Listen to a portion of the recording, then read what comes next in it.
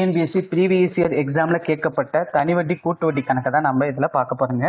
கணக்கு என்ன அப்படின்னா 2 வருஷத்துக்கு நம்ம 32,000 தனி வட்டிலையும் கூட்டு வட்டிலையும் இன்வெஸ்ட் பண்ணியிருந்தோம்னா நமக்கு கிடைக்கக்கூடிய வட்டி வித்தியாசம் 20 ரூபாய் அப்படின்னா அப்போ வட்டி விகிதம் என்ன அப்படிங்கிறத கேட்குறாங்க. 2 வருஷம் அப்படின்னு சொன்னாங்கன்னா இதை அப்படியே ஸ்கொயர் ரூட் எடுங்க. அதே 3 வருஷம்னு சொன்னாங்கன்னா இதை அப்படியே கியூப் ரூட் எடுங்க. சரியா? இப்போ இதை ஸ்கொயர் நம்பர் எடுக்க முடியல அப்படின்னா இதை அப்படியே கேன்சல் பண்ணுங்க. சேம் நம்பர்ல அப்படி கேன்சல் பண்ணா 2ஆல இது ஒரு முறை வரும். இது என்ன வரும்? 1600 வரும். சரியா? இப்போ ரூட் எடுத்தீங்கன்னா மேல 1 ரூட்ல இருந்து வெளியேற்றீங்கன்னா 1 தான் வரும். 1600 வெளியேற்றீங்கன்னா 40 1600 வரும். சரிங்களா? அப்ப 40 இன்வெஸ்ட் பண்ணா 1 ரூபாய் கிடைக்குதுன்னா அப்ப 100 ரூபாய் இன்வெஸ்ட் பண்ணா எவ்வளவு கிடைக்கும்? 2.5. அப்ப இந்த கொஸ்டினுக்கான ஆன்சர் என்னன்னா 2 1/2 தான் இந்த கொஸ்டினுக்கான ஆன்சர். சரிங்களா?